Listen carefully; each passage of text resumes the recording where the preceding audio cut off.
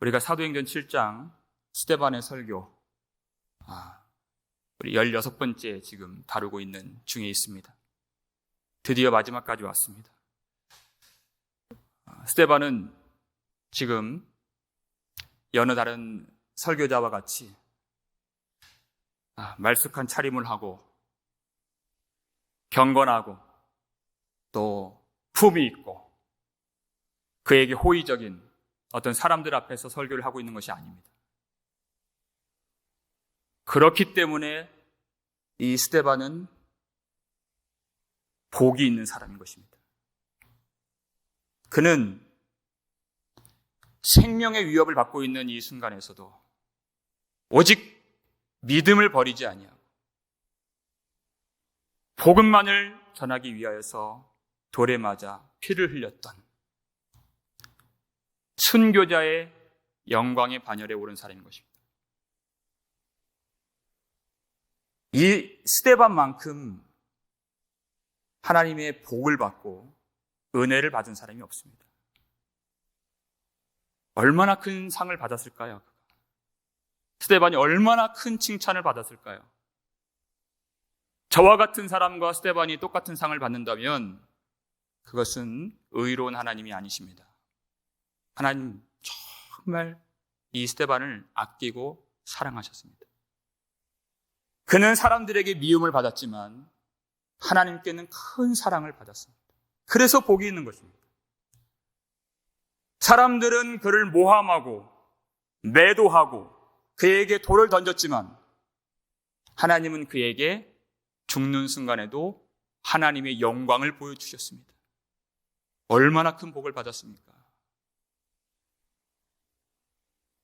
그와 같은 믿음으로 오늘 예배 드리실 수 있는 저와 여러분 되시기를 주의 이름으로 축원합니다.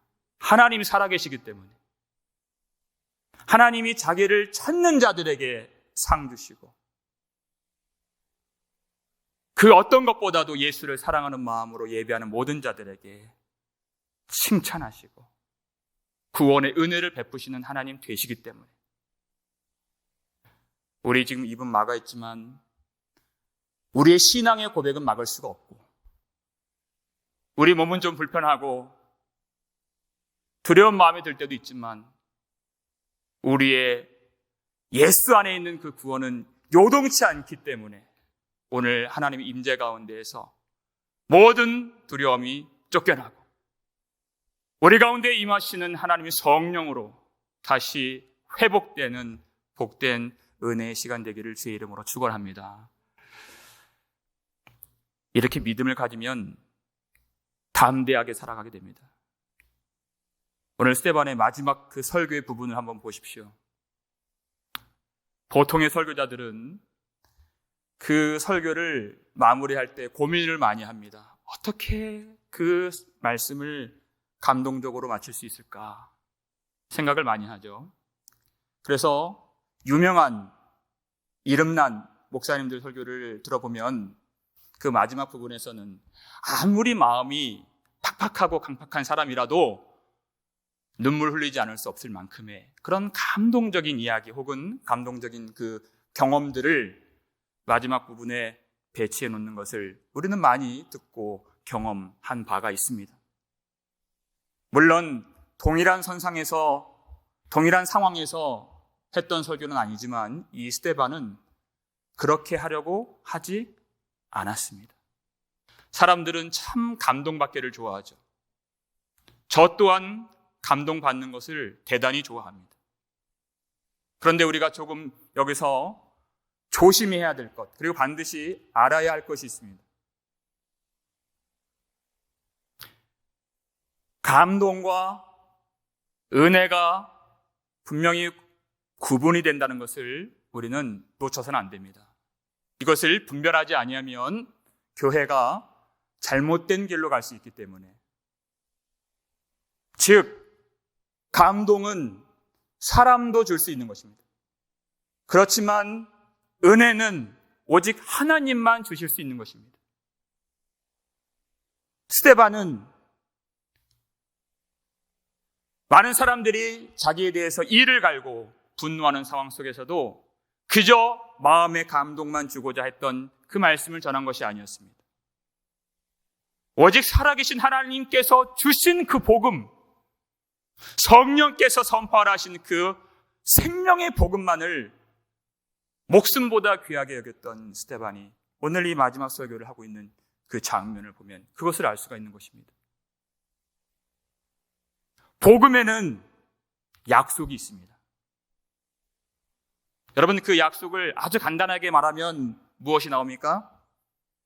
예수 그리스도를 믿으면 구원을 받으리라. 이 약속이 있는 것입니다. 하나님이 예비하신 모든 복은 예수 그리스도를 믿음으로만 받을 수 있는 것입니다. 예수를 떠나서는 아무런 하늘의 복을 받을 수가 없는 것입니다. 그런데 이 약속이 있는 이 복음을 믿는 사람보다 믿지 않는 세상 사람들이 훨씬 많습니다. 그리고 그들이 힘을 가질 때가 많이 있습니다. 그래서 많은 사도들이 사랑하는 형제들아, 세상이 너희를 미워하여도 이상히 여기지 말라. 요한도 말하고 베드로도 그렇게 말했습니다.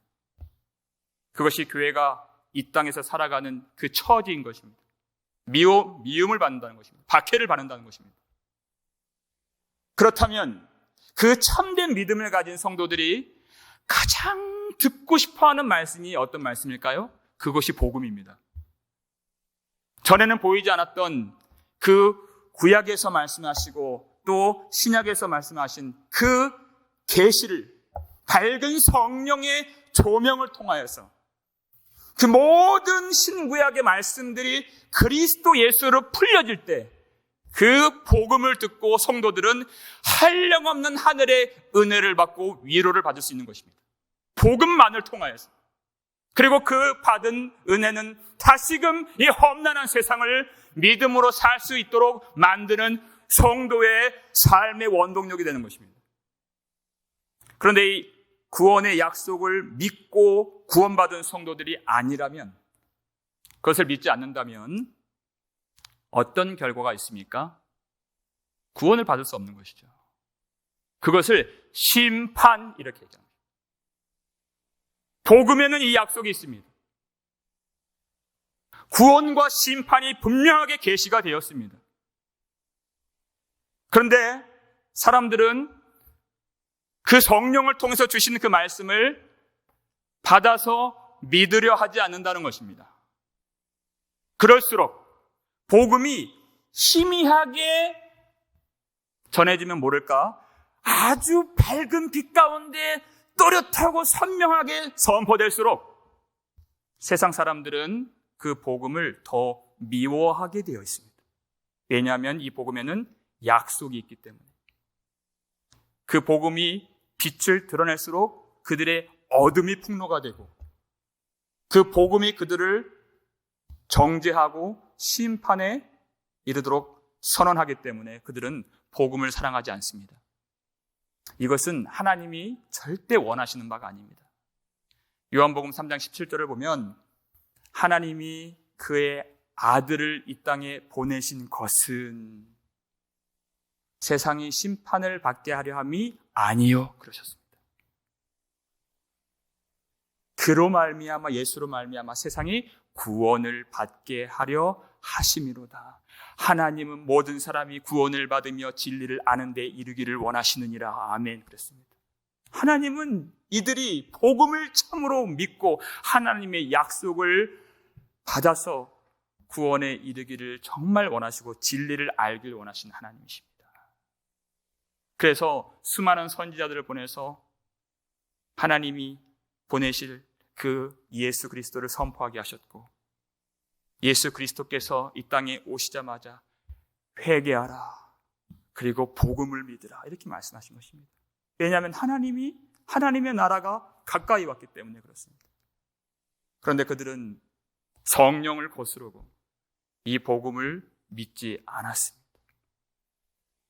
만약에 스데반이 감동을 주려고 했다면 그것은 믿는 자들이나 믿지 않는 자들이나 다 감동을 받았을 것입니다.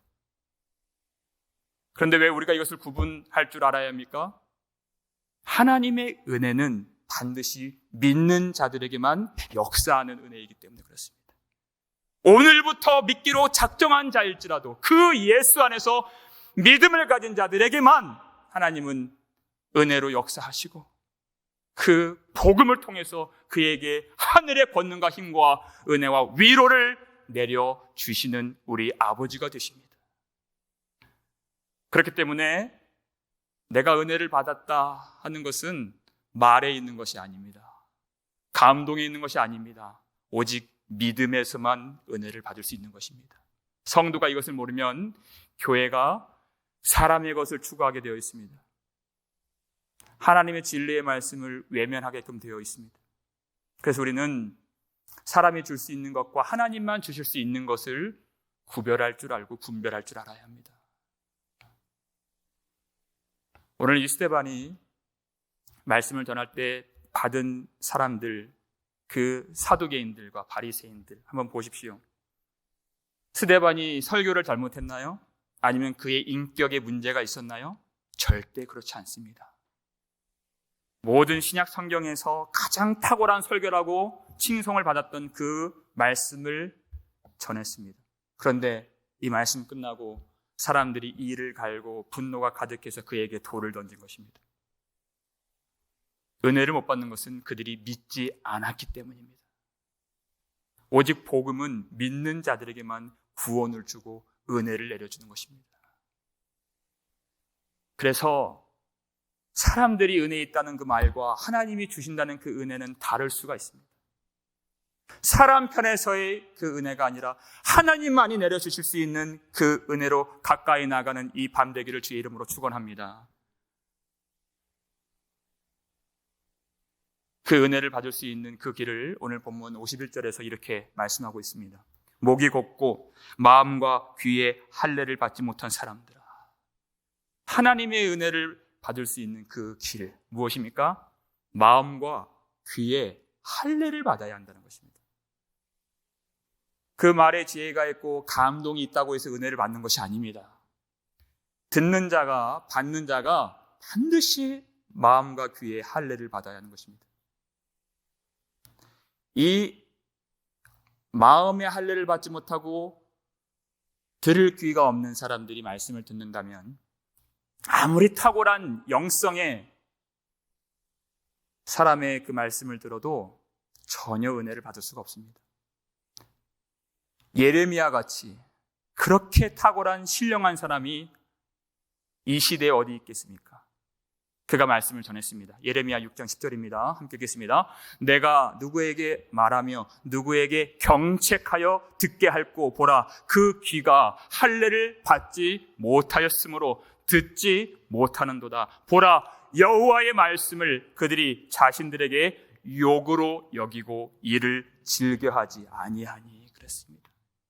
그 탁월한 그리고 신령한 여호와의 말씀만 전하는 예레미야의 말씀을 듣고서도 그저 욕하는 것처럼 들을 수밖에 없는 사람이 누구입니까?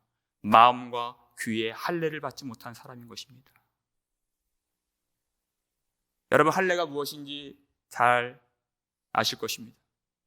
하나님의 그 약속의 표징으로서 남자아이가 나면 그 포피를 잘라내는 것입니다. 모세의 아내 십보라가 어떻게 그 아들에게 할례를 행했는지 출애굽기 4장을 보면요, 요즘처럼 날카로운 메스로 한 것이 아닙니다. 돌칼로 그 둔탁한 돌을 갈아서 그나마 날카롭게 만들어서 그것을 대고 그냥 찢은 것입니다. 얼마나 고통스러운 할례입니까? 그래서 그들이 살았다고 성경이 말하고 있습니다. 그래서 산 것입니다. 그 할례는 그것이 최종적인 목적으로서 주신 할례가 아닙니다. 다시 주시는 그 새 언약 안에서, 두 번째 언약 안에서, 처음 것이 아니라 그 새로 주신 언약 안에서 마음의 할례를 받기까지, 그 할례가 무엇인지, 귀의 할례가 무엇인지, 마음을 찢는 것이 무엇인지, 그것을 가르쳐 주시기 위해서 지나갈 것으로 주신, 처음 것으로 주신 할례가 바로 그 이스라엘 백성들이 받았던 할례입니다. 지금 이 말씀을 받고 있는 모든 사두개인들, 여러분, 사두개인들은 다른 사람들이 아니라 제사장 그룹이 사두개인들입니다. 얼마나 말씀을 잘 알고 있고 예배를 집도했던 사람들입니까? 그리고 바리새인들, 다 할례를 받은 사람들이죠. 그런데 결정적으로 마음의 할례를 받지 못하여서 그 신령한 말씀을 듣고서도 성령을 거스르고 예수를 믿지 않았던 그 모습들 보십시오. 하나님의 말씀을 과연 누가 들을 수 있겠느냐 주님 물으시잖아요. 이 말씀이 경책하여서 그들의 죄를 깨닫게 하고 그들의 실상을 보게 하고 그들의 영적인 좌표를 그대로 폭로하는 이 말씀을 과연 누가 들을 수 있겠느냐. 이 말씀을 듣고 참으로 하나님을 찾는 자가 누구이겠느냐 하신 것입니다. 그들의 모습이 어땠는가?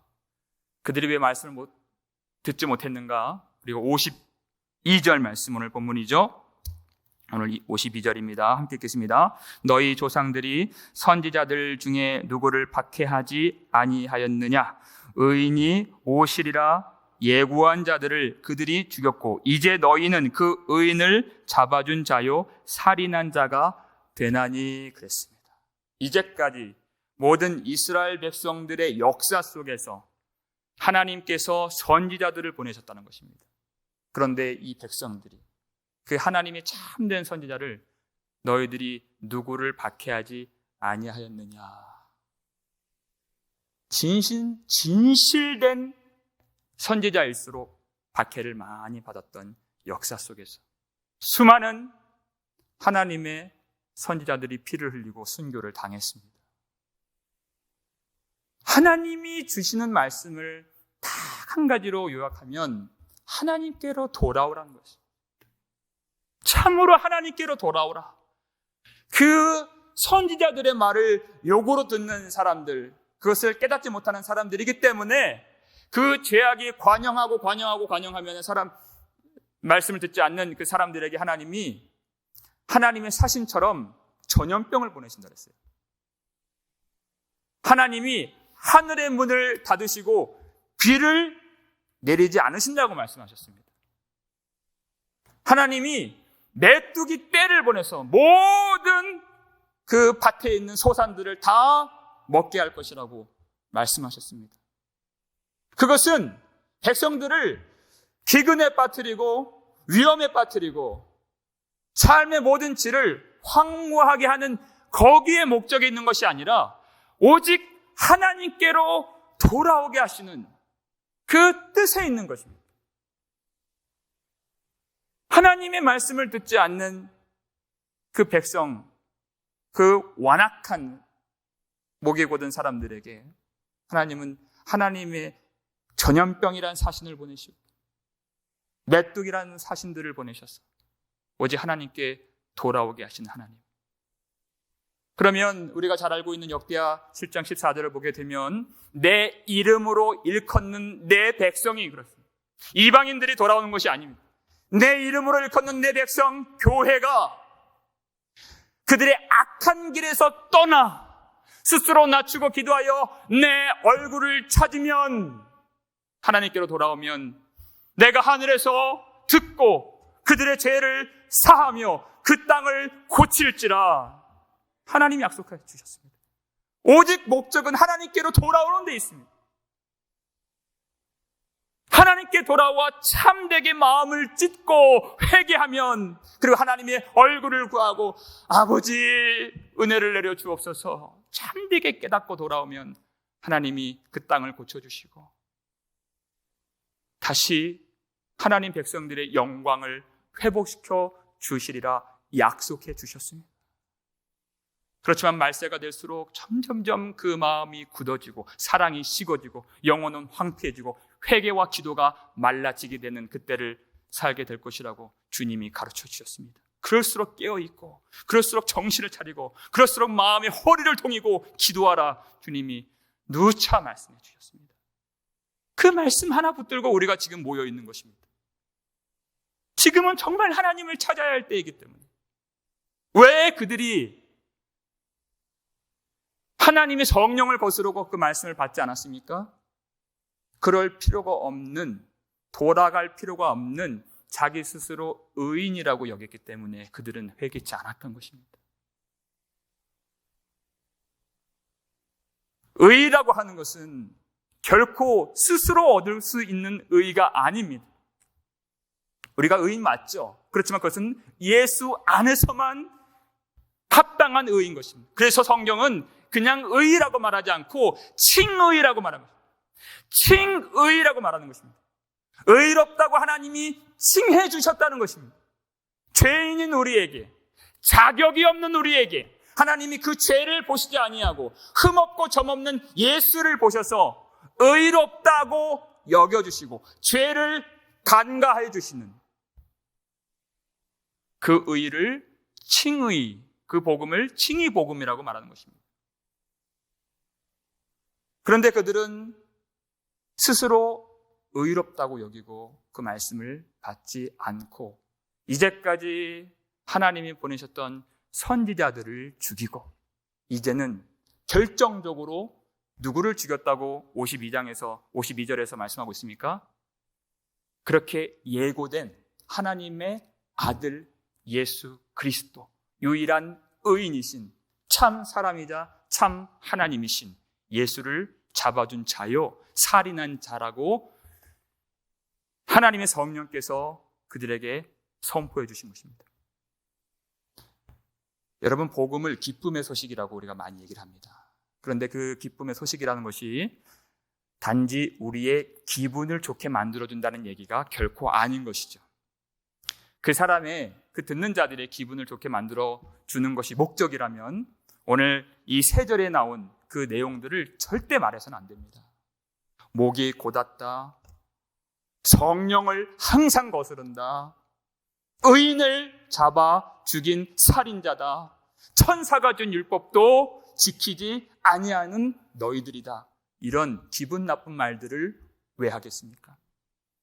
복음이 기쁨의 소식이다 하는 그 말은 기분을 바꿔주는 말씀이 아니라 그 듣는 자들의 생명과 신분을 바꿔주는 것입니다.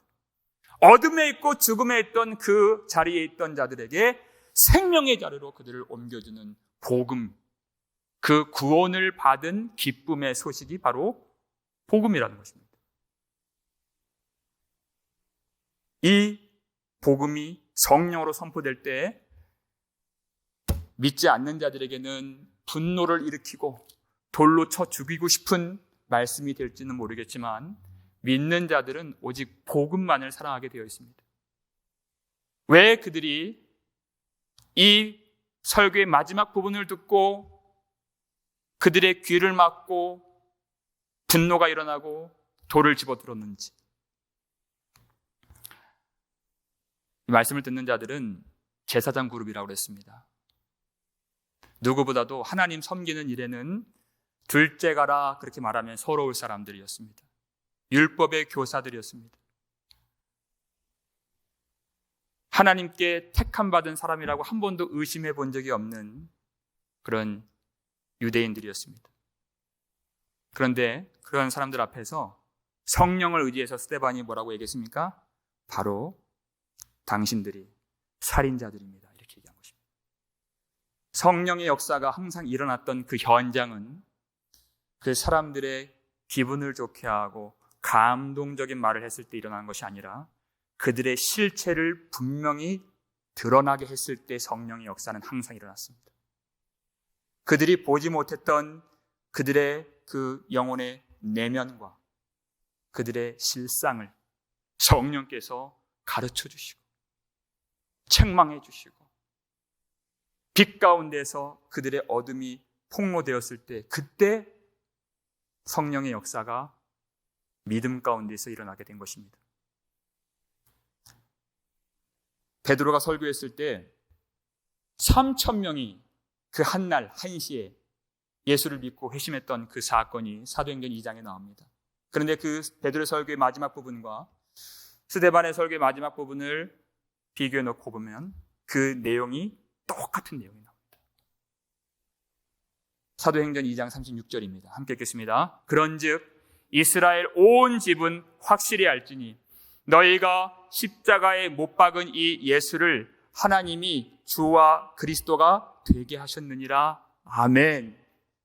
어줍지 않게 감동을 주려고 하는 말이 아닙니다. 너희가 십자가에 못 박아 죽인 예수, 스데반이 말했던 바로 너희들이 살인한 자니 하는 그 말과 일맥상통한 설교의 마지막 부분을 우리가 확인할 수가 있는 것입니다.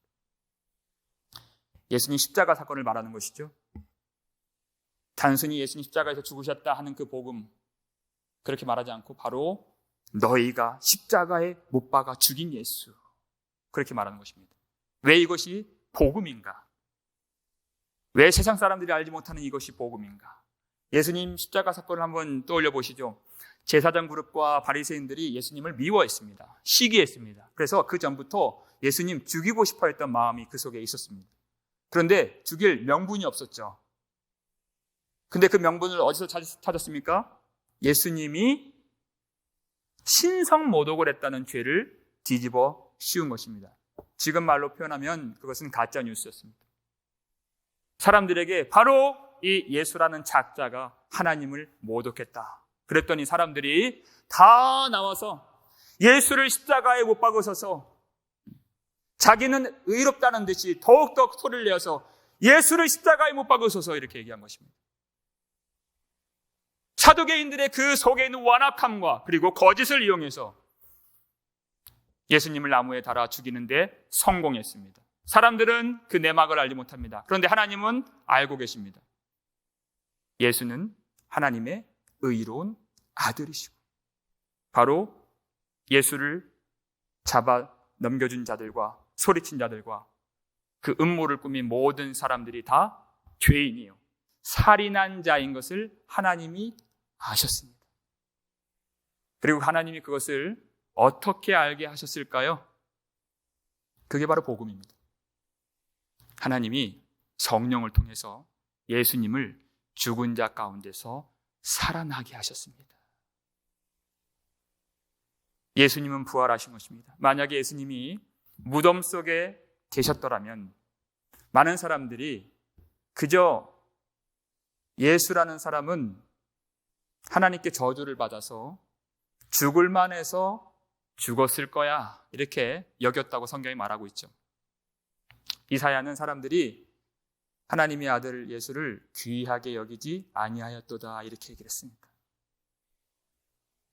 강도들 사이에서 죽을 만하니까 죽었겠지, 그렇게 생각했다는 것입니다. 그런데 마치 땅 속에 묻혀있는 보화를 캐내듯이 복음의 보화가 그 속에 다 담겨있는 예수 그리스도를 죽은 자 가운데서 하나님은 일으켜 세워 부활시켜 주신 것입니다. 그랬더니 무엇이 드러났습니까? 예수님이 하나님의 거룩하고 의로운 아들인 것이 드러나게 된 것입니다.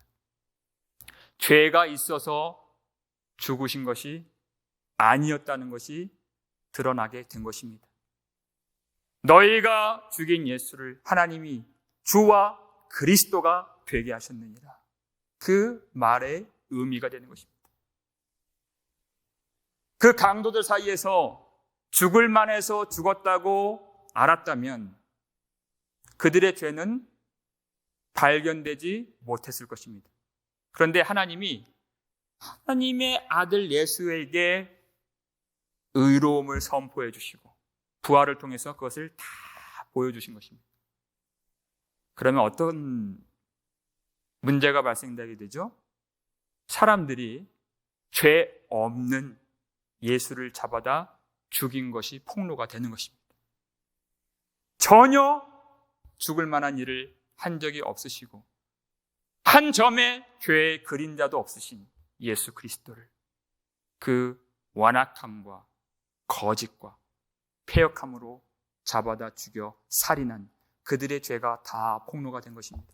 그 한 사건만 말하는 것이 아닙니다. 십자가 사건은 이제까지 하나님의 성령을 거스르고 하나님의 성령으로 주신 말씀으로 오신 예수를 못 박아 죽인 것이 바로 하나님을 거역하고 하나님을 마음에서 죽인 그 백성들의 죄라는 것이 십자가 사건에서 다 드러나게 되었던 것입니다. 나는 믿습니다. 나는 하나님의 자녀입니다. 나는 하나님을 예비합니다. 라고 했던 그 마음의 실상이 사실은 성령을 거스르고 하나님을 죽이고 말씀을 죽인 그들의 살인한 죄를 하나님이 십자가와 부활을 통해서 그 복음을 통해서 가르쳐 주신 것입니다. 그들은 율법의 선생으로서 아이들에게 그리고 제사로 모인 사람들에게 십계명을 가르치면서 살인하지 말라, 살인하지 말라, 살인하지 말라. 정말 수백 번, 수천 번 가르쳤을 것입니다. 근데 정말 살인한 장본인은 자기였다는 사실을 전혀 알지 못한 것이죠. 그런데 사도 베드로가 성령이 충만하여서 이 복음, 그저 감동을 주려고 한 것이 아니라 성령께서 주신 그 말씀을 그대로 전했을 때 그들이 과연 전혀 죄 없는 하나님의 아들을 자신이 죽였다는 사실을 그제서야 깨닫고 이렇게 반응하게 되었습니다. 똑같은 설교였습니다. 함께 읽겠습니다. 사도행전 2장 37절 말씀. 그들이 이 말을 듣고 마음에 찔려 베드로와 다른 사도들에게 물어 이르되 형제들아 우리가 어찌할꼬 하거늘 그랬습니다. 그들이 마음에 찔려 그랬습니다. 그 말씀이 좌우의 날선 어떤 검보다도 예리한 그 말씀이 구약의 율법 같은 둔탁한 돌칼이 아닌 생명의 예수 그리스도의 십자가와 부활의 그 예리한 말씀의 복음이 그 속에 마음을 찔러 마음을 찢어서 예수에게 죄가 있었던 것이 아니라 바로 내가 그 하나님의 거룩한 의로운 아들 예수를 죽인 장본인이며 이렇게 살인한 나를 위하여 나를 대신 살리시기 위하여 대속 제물이 되시고 나를 구원하시기 위한 속전으로서 죽으신 예수 그리스도의 복음을 듣고 그 마음이 감당할 수 없어서 형제들아 우리가 어찌할꼬 했던 것입니다. 그들은 똑같은 살인자요 똑같은 죄인이요 이 말씀은 똑같은 복음이었습니다. 그런데 정말 그 말씀의 칼로 마음을 찢고 우리가 어찌할꼬 하며 가슴을 치며 회개의 역사가 일어나니 성령이 부어지고 그 3,000명의 모든 사람들이 그날 한시 한날에 구원을 받는 놀라운 하나님의 역사가 일어나게 된 것입니다. 구원받지 못한 사람들은 왜 구원을 받지 못합니까? 그 성령을 의지하지 않았던 것입니다. 그 말씀을 거역하고 그 말씀을 들고 나오는 선지자들을 그들이 죽이고 예수님 오실 것을 700년 전에 예언했던 이사야는 그 말씀을 듣기 싫어했던 사람들에 의해서 그들이 톱을 가져와서 이사야를 토막을 내고 썰어서 그가 그런 순교를 당했습니다. 눈물의 선지자 예레미야, 하나님이 그를 들어 사용하실 때 사람들이 그를 애굽으로 끌고 가서 돌로 쳐 죽임을 받았다는 사실은 잘 알려져 있는 역사적 사실입니다. 주의 선지자들을 죽이고 그리고 이제는 의로우신 예수 그리스도 복음의 밝은 빛으로 우리의 실상을 깨닫게 해주시고 우리로 참된 구원의 길을 가르쳐 주시고 그 자체로서 진리요 생명이요 구원이 되시는 예수 그리스도 그 주님을 알지 못하는 주님을 깨닫지 못하고 성령으로 주신 이 복음을 받지 못하는 자들은 하나님이 예비하신 그 모든 구원의 복을 받을 수가 없는 것입니다. 이 스데반 집사의 설교를 한마디로 요약하면 사도행전 7장 2절부터 53절까지 하나님은 항상 우리와 함께 하시는 하나님 되셨습니다. 그 얘기예요. 하나님은 항상 우리와 함께 하신 하나님이십니다. 그런데 여러분들은 항상 그 하나님을 거역하지 않았습니까? 그것이 바로 한 줄을 주제인 것입니다. 7장의 초반부 우리가 16번 동안 살폈던 그 내용들을 여러분 한번 상기해 보십시오. 자기가 하나님의 자녀인 것도 모르고 아브라함이 메소포타미아에서 우상을 만들고 우상을 섬기던 그 시절부터 영광의 하나님이 아브라함과 함께 해주셨다고 말씀하고 있습니다. 자기가 어디로 갈지 모르고 어떤 인생이 될 줄도 모르는 그 채로, 하지만 나는 몰랐지만 하나님이 그와 함께 해주셨습니다.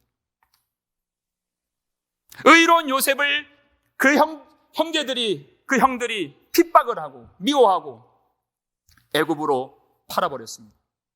놀랍게도 하나님이 그와 함께 하사 그랬어요. 그는 혼자 애굽에 들어간 것이 아니었습니다. 하나님이 그와 함께 하사 모든 환난에서 그를 건져 내셨어요. 이런 말씀을 우리가 다룬 적이 있었죠. 그 무시무시한 핍박의 그 바로의 협정 속에서 난지 딱 3달 된 모세가 그 넘실대는 나일강 한복판에 그저 버려졌습니다. 살 수 있겠습니까? 하지만 그 아기 모세 곁에는 하나님이 계셨어요. 그 죽음의 나일강에서 하나님이 그를 건져주신 것입니다. 그리고 정확히 80년 후에 모세를 따르는 모든 하나님의 백성들을 홍해 바다에서 다시 건져내셨습니다. 그리고 광야 40년 아무것도 없는 그 죽음의 땅에서 하나님은 그들을 먹이시고 지키시고 지켜 보호해 주셨습니다. 그곳이 강물이든 성난 파도가 있는 바다든 광야이든 어느 때라도 어느 장소에서라도 하나님의 이름을 가진 하나님의 백성들과 하나님은 함께 해주시고, 그 광야에서 진거의 장막을 통해서 하나님은 그들을 용서해 주시고, 하늘은 나의 보좌요 땅은 내 발등상이니 내가 이 땅에서 거할 처소가 있으랴 내가 어디서 안식하랴 하신 그 위대하고 광대하신 하나님께서 그 누추한 성전을 이 땅의 성전에 임하기를 작정하셔서 성전을 만들게 하시고 그들의 제사와 예배를 받아주신 하나님. 하나님은 항상 함께 하신 하나님이셨어요. 하나님은 지금도 우리와 함께 해주고 계십니다. 그런데 그들은 그 하나님 성령을 항상 거스린 것입니다. 천사가 전해준 그 율법을 거스르고 천사보다 탁월하고 비교할 수도 없는 예수 그리스도의 복음을 거스르고 성령을 거스른 그 백성들, 그리고 다시 하나님은 우리에게 말씀하십니다. 항상 우리를 떠나신 적이 없으신 우리 아버지, 항상 함께 하시는 우리 하나님, 우리는 그 하나님을 어떻게 찾으며 어떻게 하나님을 경험하며 우리는 예배할 수 있는가?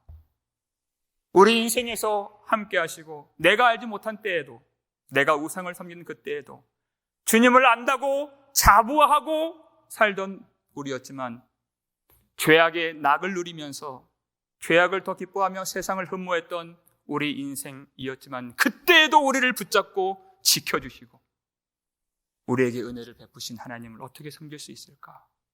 이스라엘 백성들은 항상 함께 하신 하나님을 실제로 의지하고 사랑했던 것이 아니라 자신들의 그 종교적인 열심을 더 사랑했습니다. 자신들이 믿음이 있다는 그 소리들을 더 사랑했습니다. 자신들이 스스로 힘으로 쌓아 올린 사람들이 확인할 수 있는 그 의로움을 그들은 더 사랑했습니다. 그리고 참 되신, 의가 되신 하나님의 아들 예수 그리스도를 죽인 것입니다. 언제 그것을 알 수 있습니까? 왜 그들이 성령을 거슬렀다고 확인할 수 있습니까? 그들은 그 진실된 말씀을 듣고 분노가 일어나고 미움이 일어나고 돌을 들어서 스데반을 친 데에서 우리는 정확하게 그들 마음속에 무엇이 들어있는가 확인할 수가 있는 것입니다. 그 말씀이 기분이 나쁘다는 것입니다. 그 말씀이 감동이 안 된다는 것입니다. 그 말씀이 자기를 거슬렀다는 것입니다. 자기를 거슬른 것은 알지만 자기가 하나님을 거슬렀다는 것은 전혀 알지 못했던 이스라엘 백성들처럼 우리가 그와 같은 삶을 살지 않도록 오늘 귀해 주신 이날에 참으로 마음을 찢고 다시 회개할 수 있는 저와 여러분 되시기를 주의 이름으로 축원합니다. 하나님 우리에게 은혜를 주시옵소서.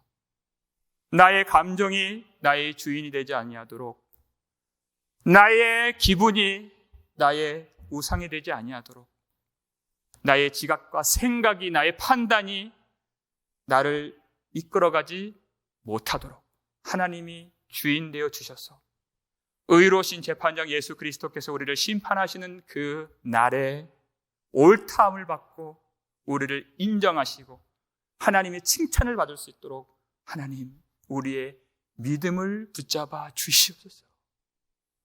사람의 그 감동으로 회개하는 것이 아니라 하나님의 성령으로 회개하는 참된 은혜를 갈망하오니 아버지 우리를 도와주시옵소서. 항상 우리와 함께하길 원하시고 우리가 심판받기를 원하지 아니하시는 하나님 앞에서 오직 진리의 말씀을 힘입어서 나의 완악함과 나 스스로의 의를 다 내어버리고 성령께서 주시는 부드러운 마음과 진실된 마음으로 다시 회개하여 하나님의 그 놀라운 은혜를 경험하고 지금 나와 함께 하시고 앞으로도 그리고 영원토록 함께 하실 하나님을 항상 경험할 수 있는 저와 여러분 되실 수 있기를 주의 이름으로 축원합니다.